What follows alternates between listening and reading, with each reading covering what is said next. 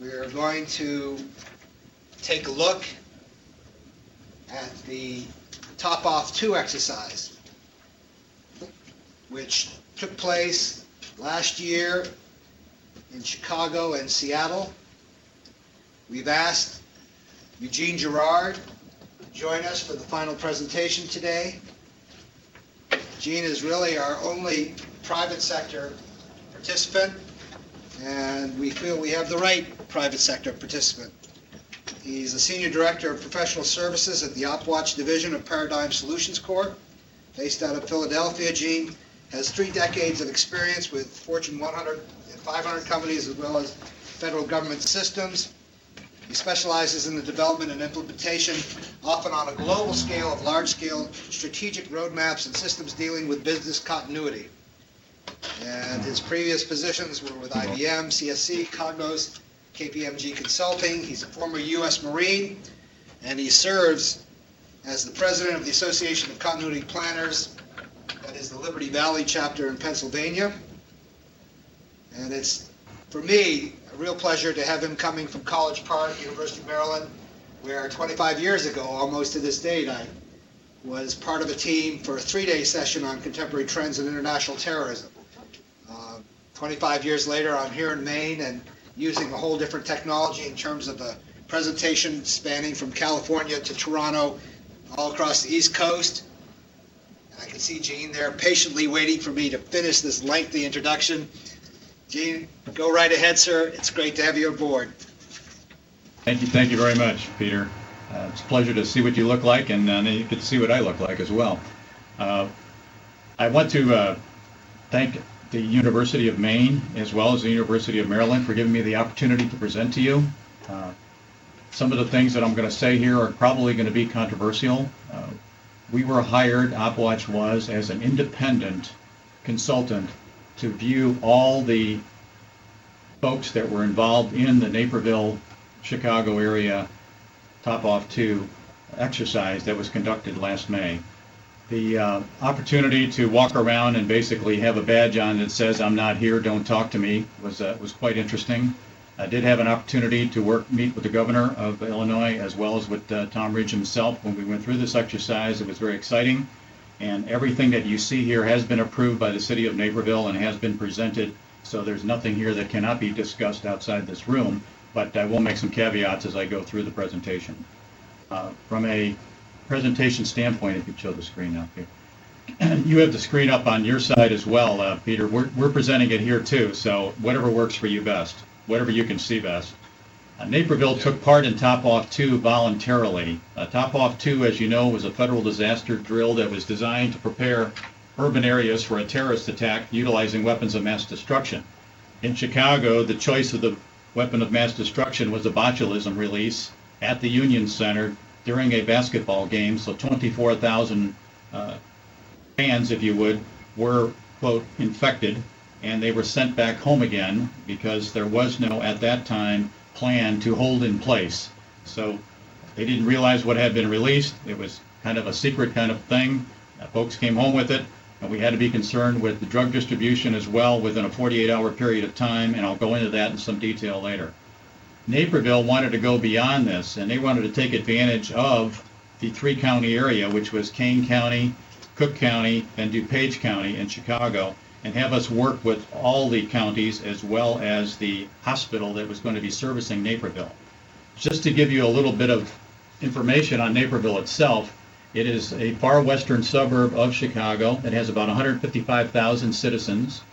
Demographically, they're on the high end, income-wise, as well as living style.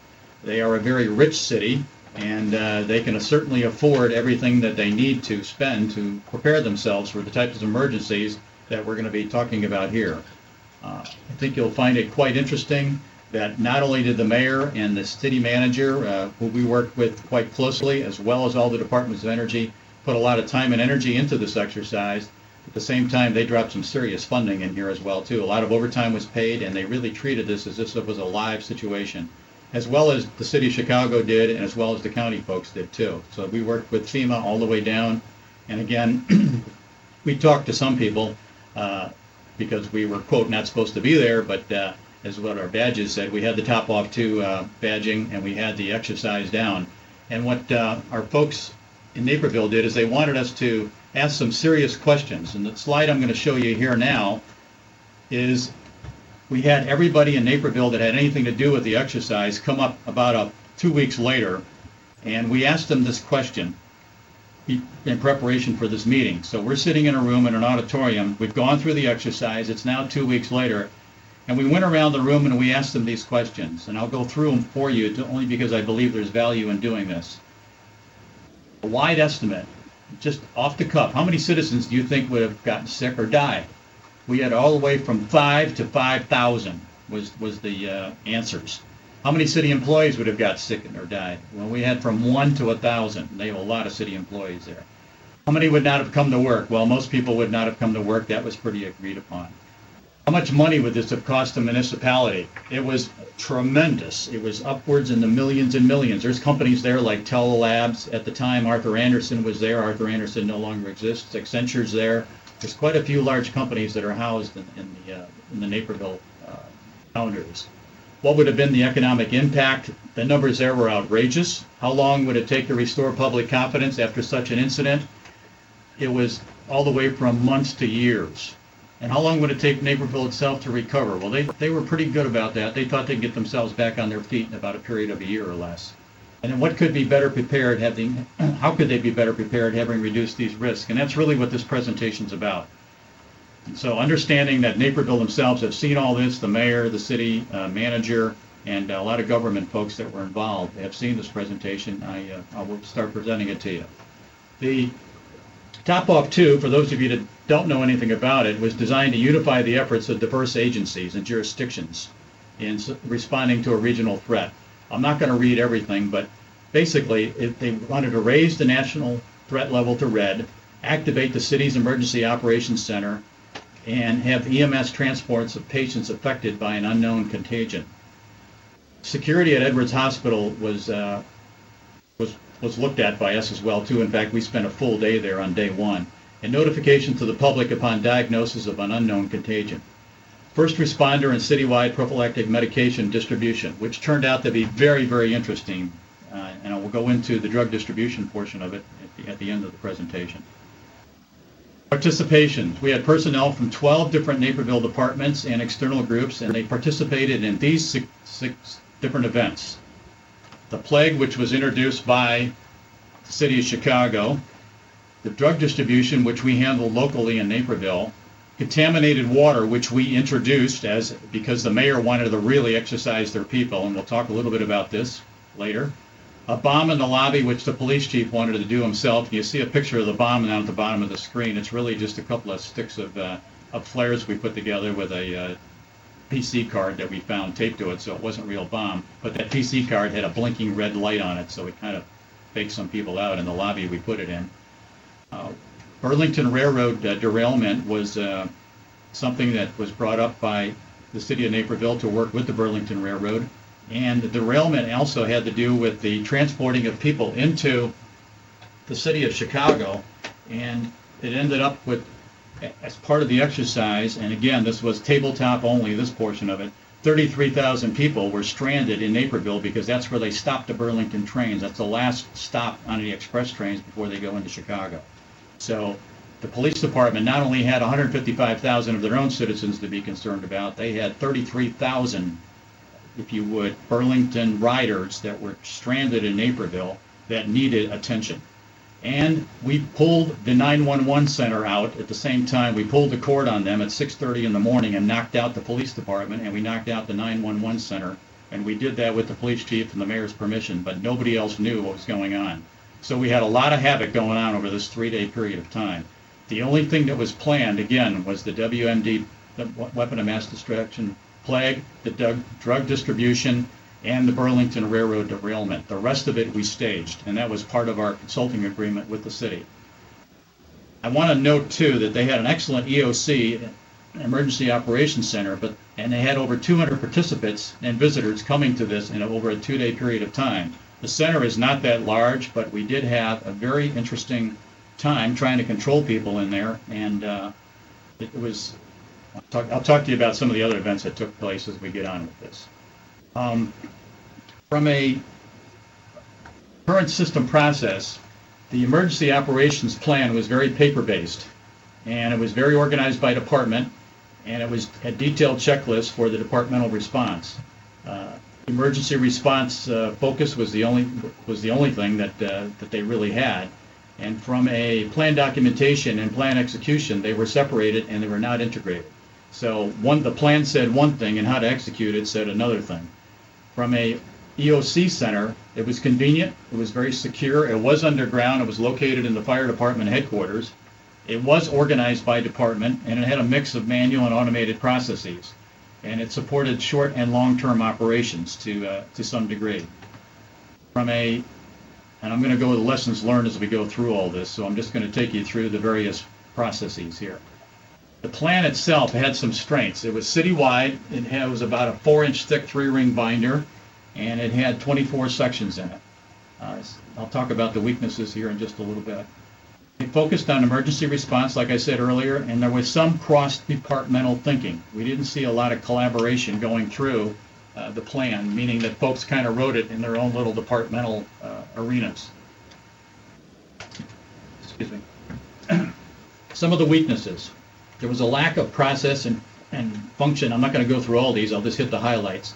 And there wasn't a lot of collaboration between the departments. Organizational design, roles, and responsibilities for the EOP, and I want to concentrate a little bit on this one because it was one thing to be the boss in your department in a day-to-day operation, and it's another to be, and it's another to have the responsibility when you're in the center yourself and you're the commander. The first day, what they did is they put a separate commander in charge. It was a Wednesday, Thursday, Friday exercise. On Wednesday, they had one commander up there who literally knew it was going to be happening, had plenty of time to prepare for it, and because of all the chaos in the room and all the activity going on, he literally just fell apart. And it was interesting to see him step off the podium or be asked to step off the podium and see who tried to take over. First it was the mayor, then it was the city manager, and then the police chief. And in some instances, the guys with the guns won, in some instances, the powers to be won. And there was no clear channel of who to take over because there was no plan. Well, what would happen if the EOC commander just wasn't able to hold it together? So that's one consideration. The other is that there shouldn't have been the chaos in the room from a emergency operations standpoint. Never saw them take out the plan, never seen them following it. Everybody was shooting from the hip and kind of running the department like they were running a daily operation, if you would. And they were calling on their own people to do the work instead of calling on the folks that were, quote, in the plan, notified to do that. One instance was in the area of the water department. Folks there, what we did is we had a ChemLawn truck. We called ChemLawn the night before, and we had them pull up one of their empty tanks to a fire hydrant right in front of the Telelabs building, which is in an industrial part of town. The office building is a very nice office area. And take the hose and connect it to the fire hydrant and pretend like they were feeding poison into the water system. We didn't tell the cops what was going on. The cops that were running around town looking at it spotted it. They reported it, called in, realized it was part of an exercise, but we told them to pretend that it was real. And we waited to see how long the water department responded. The water department had no plan for the water being poisoned. The closest they had was for a nuclear situation, and they used that plan. They didn't know whether to shut the fire hydrant off a half a block away, a half a mile away. They ended up shutting down the whole water system for the whole city of Naperville in order to protect the citizens. Meantime, of course, the WMD is going on. Let's go back to this slide. Let's see, so that's enough on the plan. Let's move to the next slide. We have a lot to cover here, and I don't want to go over my time. From a threat, there was no business continuity program that we saw from a threat standpoint, and there was a lack of risk mitigation priorities. And I bring up the water as one of them. It's one thing to shut off the water in the whole town. It's another to leave it open for emergency use. And it's another to say, well, the chemicals can only go so many feet, so many hundreds of yards, or whatever. And there was just no mitigation for that whatsoever. Also, there were neighboring towns that were affected by the water systems because Naperville shared with some neighboring towns, and they had insufficient integration with their neighbors, and as well as with the Burlington crash too, because some of the chemicals that spilled on that crash spilled over city boundaries.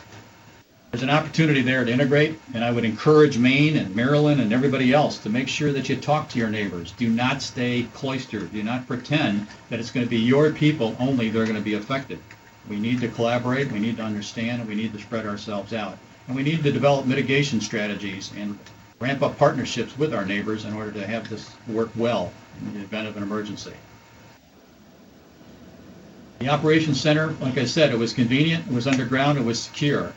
It was very proactive use of different types of technology, suitable for long-term restoration and recovery, but they had some weaknesses. First of all, the proximity to the police and fire department made it very, very vulnerable. So if the police or the fire department got knocked out, so did the EOC, so did the Emergency Operations Center. I'm going to skip through these. The physical layout was loud and departmentally based. All right, it was hard to hear, especially when there was a lot of excitement going on, and you can imagine there was. The room was meant to house about 24 people at a time comfortably, and it had a kitchen, and it had beds, and it had food. We checked the food closet, and they had about 5 pounds of rice and a couple of cans of beans in there, too. And one of the main considerations, something that really bothered us, is when we came from Edwards Hospital to the EOC, there was no decontamination wash system set up. And the portable centers were not delivered. They totally forgot about them, so they got shot down for that as well, too. There was a lack of EOC roles and functional processes, and there was a lack of dedicated technical tools to fit the EOC process, meaning workflow and systems design as you go through there. This was not true for DuPage County or Cook County EOCs, which were excellently well-staffed, and we were using them as kind of a benchmark, and when we took the Naperville folks over there, they understood where we were coming from. Lessons learned. What worked? We saw some individual leadership shown as we went through the whole process. The briefings did occur on time. They said they'd have them every hour and a half hour, and they did occur on time. And the functional decision-making was sound. What it needed improvement, there was serious confusion about who was in charge, and a process for delegation of command authority, as I said earlier, was lacking. On the EOC management structure, standard operating procedure, and confusion, and no command playbook. Analogous to, if you picture a football game or any type of a game where the coach, you don't know who the coach is, so we suggest maybe you wear a hat, I'm in charge, maybe a whistle and maybe a play card, and I'm exaggerating a little bit, perhaps getting a little humorous, that's not my intent. You need to know who the boss is, and the boss needs to be the boss. It doesn't matter if he is the police chief and the mayor wants to override him. The mayor doesn't override him while you're going through the emergency operation. He is the project manager, he is the EOC, and he needs to be listened to. From a coordination standpoint, what worked? The police and the fire departments traded off responsibilities. We saw excellent cooperation between these two departments. They did have a capability to execute and an ability to use different styles of coordination. It was interesting to see them use them. Their PSAP is their 9/11 center. They call that PSAP. They did log they had a blog, if you would, which is a way of logging all the calls that came in and all the incidents. And it was showing up on a whiteboard, which was interesting because and we could go back and log when faxes came in, and it was just excellent from a coordination standpoint. They had a roster established in place with leadership. It was kind of cumbersome to use, but at least they had one. They had information that was received from county and state level, and it came in pretty well over faxes, although it got a little confusing after a while because things were coming in pretty fast and heavy there, especially with all the multiple events going on. And briefing reports were received, but they were late. And the incident operation, the emergency operation plan is written, and it was available to everybody. There was many 3-ring binders laying around the EOC as well as in people's offices. Things that needed improvement. We talked about some of this. Number one, understand who is in charge, the third box down. Number two, information needs to be legitimatized. We purposely sent some false faxes from our PCs to the EOC and pretended that we were sending them from FEMA. And then nobody verified that we weren't FEMA. They just absolutely believed us at face value. We caused havoc all the way across the county, and we did it intentionally. We told the mayor what was going on, and we told some FEMA people. But it was amazing to see other people didn't check the legitimacy of our work. And That's something that I know people don't think about it. They say, well, you're from FEMA, you have to be FEMA. Well, just because you write FEMA on the from of a fax doesn't mean that it's a legitimate fax. It doesn't mean you follow the orders that are given to you. What gets reported and how? Events were logged, but utilities were never logged. We never knew what was going on with the water system. God forbid we should have taken out the electrical system. The EOC would have been in real trouble. But the utilities just had no way of reporting. They weren't ready for this. We'll go to the next slide. From a communication standpoint, what worked? We saw strong individual leadership, and I concentrate on the word individual. Smart boards and GIS maps. This city has spent some excellent dollars on putting smart boards and GIS maps together, and when it came time for us to say, okay, where are all the fire hydrants in town, it was amazing how this map could bring it up, but they had no plan as to what water systems needed to be shut off, what fire hydrants were affected. But they did know. We were able to map it out. We had it up on a whiteboard. It was done very efficiently. They had excellent logging capabilities, I said, and they had status boards. From a notification standpoint, in case you're wondering how that went, this project was supposed to start at noon, and we started it at 6 o'clock just to mix things up a little bit. So the notification went off at 6 o'clock. At 6:30, we had the kickoff, and the department leadership team, that's what DLT means down there, 3 of them were present. We started logging the system at 6:55. At 7:30, the first people to show up were the water department because they already got a call that the water system was contaminated.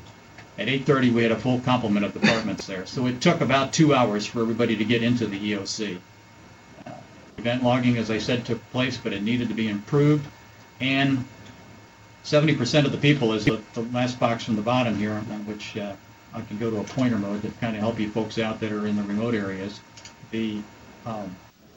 Over here in this area here, we were 30 minutes in the notification. 70% people called, 20 responded, and only 3 arrived. But I'd say their notification system, which was basically a call tree with pagers, worked pretty well. There's many more sophisticated systems out there. We work with companies that do this. We work with this company that does the White House, Dialogics, and we can send out 1,800 notifications a minute to 5 different PDAs. So that's a serious amount of 5,000 type messages going out a minute. Are capable today in the commercial world to send out. So it can go to your PDA, it can go to your cell phone, it can go to your home phone, wherever you need to go. We have text messaging, and you have message to voice, voice to back to text, and that's all available today. They didn't use any of the sophisticated notification process, but they're certainly looking at it now. And then at the bottom here, I told you about the confusion about the type of communication utilization with the telephones, the faxes, and the emails. And we'll talk about what's most effective at a later date. Information availability. Events were tracked on the weblog. Maps I talked about. Drug distribution planning. I want to skip over to that because I've talked about the rest of it pretty well. So I'm going to talk about drug distribution from what it meant.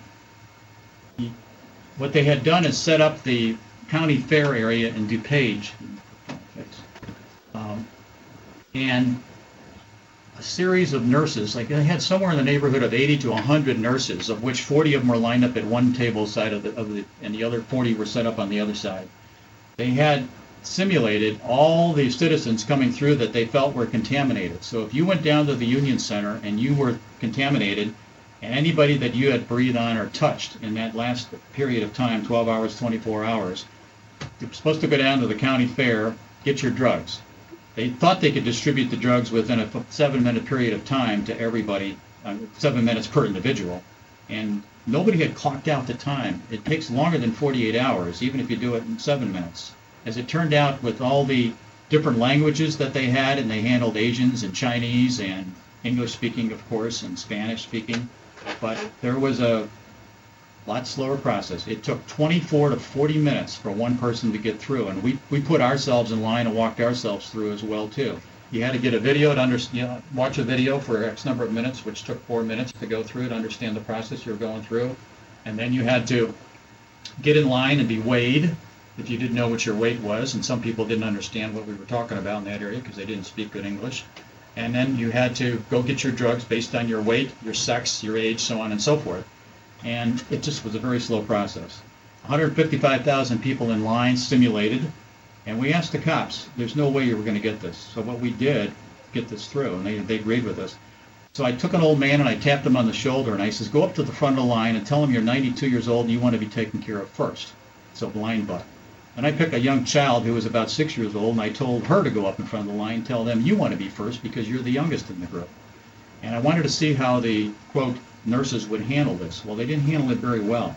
Then I told about 25 people just to go ahead and rush the door and try and get your drugs as fast as you can because you don't want to wait in this stupid line. And it was interesting to see what happened. Then I talked to the cops and I says, okay, you've only got 25 people rushing the door. What if 155,000 people broke out of line and they all started rushing? What are you going to do? One of the cops says, well, if we were upstairs in a Zeppelin, he says, and we were shooting rubber bullets from a machine gun. I said, yeah, that would really work well. You don't know. And I was one of the lieutenants. That was not the police chief that said that. So let's record that properly. And the same thing happened at Edwards Hospital. We asked them, you have taken on in triage mode as many possible folks as you possibly can. The hospital is closed. We yellow taped the hospital. We went outside and we told some folks to break the yellow tape and try and get to the hospital anyways. We talked to the security officers at the door and said, what would you do if they come through the door? He says, well, we let them in. I said, but they're contaminated. They're not allowed in here. I says, you know what they do in Israel? He says, and they said no. I said, I have no idea. I said, well, you'd be shot to death. I said, we can't do this in America. What are your rules? They said, we don't have any rules for this. So that was another consideration. Still don't know what the answer to that one is, but the people did get in, they did get through, and they were contaminating people on all the floors. We just had them walking around. So something needs to be done with the hospitals, which we found to be really the weakest link of anything in this whole exercise. I want to get you out here on time, so I'm going to rush through some of these here. In the area of improvement for process efficiency, in determining the water shutdown, you need to have a follow the plan approach. There wasn't even a plan for water contamination. The telephone answering system, we really had no real information from the hospitals. In fact, the hospitals didn't even know the next door hospitals, the next neighboring town's hospitals, fax numbers so we can get information across because we told them what if your telephone systems are down. They didn't even know what their fax numbers were. There was significant process for updating information and understanding where we are at any one time. The briefing, the recording, the alerting, the quality control, the security, the incoming information, everything in that bottom right-hand box there, all that needed improvement and working in progress, shift-to-shift transitions, because we came there at night and asked the 12-hour shift that was on from 6 o'clock at night to 6 in the morning what they had learned from the first shift, and they were just really looking at the logs. There wasn't a whole lot of information between the shifts. And in a real incident, they wouldn't have been able to leave anyways. They would be staying there. Technology-wise, what needed improvement? I'll hit that area first because I already talked about the left side of the chart pretty well. Integration architecture to provide planning and operations, the decision support. Skip around a little bit here. I think down at the bottom right-hand side applies the box. Ability to batch blast notifications and track event notifications. They were able to send pager notifications out, but they didn't know who received the pages, and they didn't know if people were in progress or not. And if the EOC commander received the page, we didn't understand who was going to be the next person in charge if something happened that he couldn't make it in. There are systems out there that help you do that. You understand when the call was received, if the call was received, if it went to an answering machine or a live person, and what time that they're planning on getting in, and what kind of difficulty that they're going to have getting in. All these systems are available, and they're not that expensive to use. Logistics. They never shut the ventilation system off, and we shut it off and said, okay, can you self-sustain? Well, it got very hot in the room very fast. That was one thing they never talked about in the EOC. That was the second box on the right. Manpower planning. There was no 24/7 real event planning. And the cops didn't have Kevlar vests. There was no decontamination units. There was no terrorist kits. There was no body bags. There was no cold storage. And there was no extra ammunition to handle what was needed. These were all things that were overlooked. Had we done an audit ahead of time, which we were not asked to do, they thought they were pretty well prepared, we would have noticed all these things, but an audit was not asked for, and that's something that a lot of consultants like myself do, or my group does. We will come in and audit and give you a mark, which I'm going to show you here, and evaluate you and come up with something that we think will work and let you know what you need and what you don't need. Some key lessons learned. In the command area, who is in charge at all times? Coordination, operating in functional silos is not going to work. Communications, they need to be much more effective, and you need to verify who the communications are coming to. I did bang into Tom Ridge in the center, and literally I banged into him. He was coming out of the men's room when I was coming out of the men's room. We kind of laughed at each other. He and I were not supposed to be meeting in the hallway during that incident. He was supposed to be isolated from everybody else. Somehow Secret Service team let me through, and I didn't even have a picture on my badge at the time because it said, remember, it said they weren't supposed to be talking to me. And we just both laughed at each other, but that was a pretty serious breach. I should have not have been let in the men's room at the same time that Tom was, and that concerned us too, so they lost the mark on that one. This was at the DuPage County Center when the governor was there. The Secret Service let me in to the area because they said, are you with Tom Ridge? And I said, I'm always for Tom Ridge, and that satisfied them. It was unbelievable. I said, okay, I just followed him in, right behind him, so that shouldn't have happened. Some other areas of technology, and then I'll start taking some questions here after I show you one or two more slides. Technology works better with an integrated architecture. In other words, don't do things in silo. Get with all the departments and work on something that works. And there's plenty of software packages out there today. There's plenty of people that have put together plans that you can integrate your architecture. Logistics, when you're planning your approaches, and especially with the volunteers. They had over 1,000 volunteers ready to go to work during this exercise, and because things were so convoluted and mixed up, we never ended up calling up one of the volunteers. I wanted to whisper in the police chief's ear on day 2 saying, you haven't used any of the volunteers, chief. He was a very good guy. He's a Vietnam vet like myself. He was Army, I was Marine Corps. I didn't hold that against him. But we had a good time, and I can't even handle my own people. He said, how am I going to handle all these volunteers? He says, it's like chaos around here. And I says, yes, chief. I says, and this is just an exercise. So I can't emphasize enough logistics and planning. From a scorecard standpoint, this is a typical scorecard that we would end up putting together for executive management as we go into various companies to do this kind of work, or municipalities, as in the city of Naperville. We rate you in these particular areas that we just reviewed. So we look at where you're at today, and that is the blue. And if you can't tell, this is blue here from a information availability. Let's use this one. We give you a 3. We're saying in a 120-day period of time, if you really concentrate on it and bring some folks in to help you out, you can get yourself through it's acceptable. And in 24 months, you'd have yourself at this level. You can see in process efficiency, which is this area here, even with 2 years, it's going to take you a long time to get their act together here. Technical, they're in pretty good shape. Logistics, not bad. EOP planning, not really bad.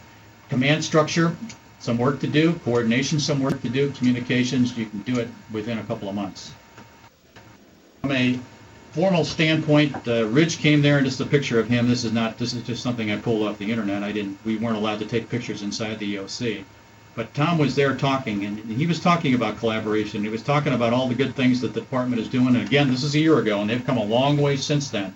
I just want to encourage you to not believe that we've got it all together, which I don't believe any of you do, and at the same time, work together, keep each other informed, and really get those hospitals in shape. If there's the weakest link that I believe we have in this country, it's with our medical centers. And the next is the ability for municipalities to be coordinated with the counties as well as with the state. That's the end of my formal presentation. I'll be glad to take questions and answer anything that maybe I didn't put together clear enough. Thank you, Gene. That was very good. And I must admit, some of the things you did say were controversial. I don't know when you're going back to Naperville, but as you said, this was all approved. So the first thing I want to just ask you, having gone through what has been the most elaborate exercise staged to date involving WMD, you hear often that money is the issue, that there needs to be more money to fund more programs and to make improvements. But, you know, how do you view that? Is it just a matter of funding at this point? It's funding mostly because of the overtime that's going to be required when folks go through the exercise, the various teams. Naperville had 15 different teams. And also the technology. A lot of money is spent on technology on a haphazard basis, and they don't do a coordinated architecture, Peter. So if you have a plan and you follow it, you could save your funding. Getting grant money in some instances can be very easy. How you spend that money is of a different note, and I would encourage, I guess, more than anything, to have the ability to coordinate your activities and not to take your grant money and just to spend it on your department. Look to see who your neighbors are. Who else can you bring into it, and collaborate that way. I noticed when you graphed out where Naperville was in terms of preparation, you indicate that, number of months necessary to come up to what you designate to be the minimal level, the minimal acceptable level. Collectively, having not wanting to put the spotlight on Naperville, and we very much appreciate their willingness to participate and to make this information available. I think that's commendable. But how do you see the nation as a whole? Remember now, Gene, that we just had a presentation from OES in California, for example. And we have others who are no doubt watching this curiously. But what would you say about the country's status as a whole with respect to preparedness, and not wanting you to address things in a too general fashion, but what are the top two areas of concern that you see? Well, as we look at a survey that came off the internet this morning, 63% of the people believe that we're going to have some kind of an attack between now and election time. That was a poll of some 43,000 as I looked at it about 7:30 this morning, and there may be 250,000 or 1 million people have answered that survey now. It was available on CNN's website, MSNBC, as well as AOL's. The second thing, so there is a belief that something's going to happen out there, but I'd say, Peter, if there's the number one problem, it's not going to happen in my backyard. It's not going to happen here. It's going to happen somewhere, but not here. And the same with organizations that we go through. If I call on an organization in New York City, they have a whole different reception than I have calling on one in Chicago. Los Angeles, they have serious problems, but they're more concerned with natural disasters rather than with terrorism. And I feel as I go from, it really depends on where I'm at. Texans believe, why do they want to hurt us? There's nothing here for anybody to take, all right? But it's an attitudinal thing. If I give the country a rating, I'd say the number one, like I said earlier during my presentations, I'm very concerned about the medical centers. I don't think our medical centers are as well prepared as we'd like to think they are. My wife is a nurse. I know she's trained in triage. She works med-surg some of the time, and she does home care some of the time as well, too. And I've asked her when's the last time that she had emergency training. And she's been at this one institution, and I won't name it because I don't have permission, for 12 years. And she's never had any emergency training whatsoever. Nothing for the triage. What happens in the events of, and I believe that's typical, and that scares the living out of me. That does. From a economic standpoint, business continuity in businesses today, and I see a lot of it outside the banking and finance industry, because banking and finance is required to have a business continuity plan. The Sarbanes-Oxley stipulations and regulations, and a lot of the government regulations effectively force them to do it. But you've got manufacturing, you've got industry, and you've got a lot of service groups out there that don't have plans. And a lot of the institutions that were in the towers that got hit in New York did not and will not ever be in business again. If you're out of business for 30 days today is the norm that we tell our clients, your chances of you recovering ever within a year aren't going to happen. Chances of you going out of business are very high. George. So what's going to cause the hospitals to get their act together? That is something, as we talk, they believe they have their act together. That's the scary part of it. And they have business continuity folks. Some of them even belong to our association, but they're departmentalized. The ability to have a coordinated business continuity plan, and I would challenge your state, if you would, you as a university, to go around and audit the hospitals in your area that are going to be receiving folks that are going to be the unfortunate end of an incident. And ask them, how many folks can you handle? Can you handle 300? Can you handle 3,000? Can you handle 30,000? Where would you go once you got to the all the beds were filled routine. What would you do if somebody put yellow tape up around your doors and you had people crashing in on you? There's some simple questions. What are the fax numbers of the 5 neighboring hospitals within 50 miles of your institution? These are some very basic questions that you would expect them to be able to answer. And I think you'll be very surprised at the answers. They all need to be audited in some way or another and put a coordinated plan together. And I'm not saying every county is in bad shape, but most counties are. Gene, you know that Top Off 3 is already on the calendar, and that hopefully we'll get more insights and more positive feedback and a better sense of what needs fixing after Top Off 3. But are you concerned about how that exercise is taking shape? Are you having any input on that? We are. At this point, I have no permission to talk about it, Peter, so I'm going to have to withhold my tongue. I'd love to bring you up to date on some things, but I'd better not at this point.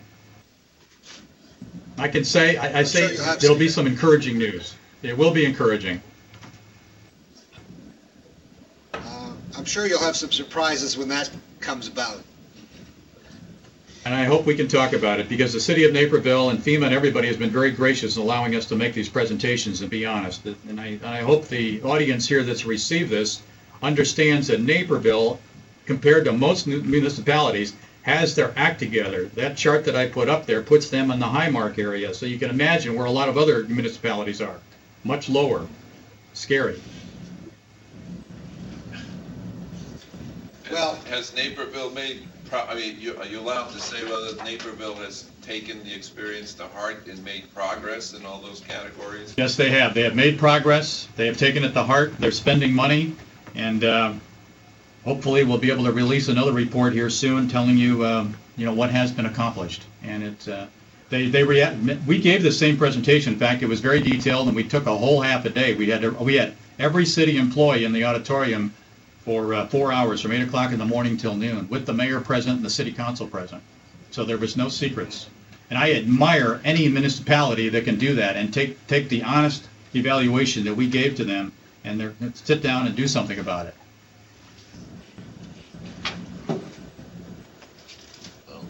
Well, Gene, we want to thank you very much. Your presentation was excellent and certainly fit right where we needed it to fit at the tail end of this. I think you deliver a very sobering message. And again, we thank you for your time and for your participation. Thank you, Peter. Thank you, audience. Well, we've now completed all of the presentations. I hope that this day has been productive for everyone. I hope you've had a chance to digest what has been, for me, a very interesting series of talks on various aspects of interoperability. Again, we did not want to just dwell in the technical domain. We wanted to look more at the organizational dynamics of what we may be forced to contend with in the event of some major incident.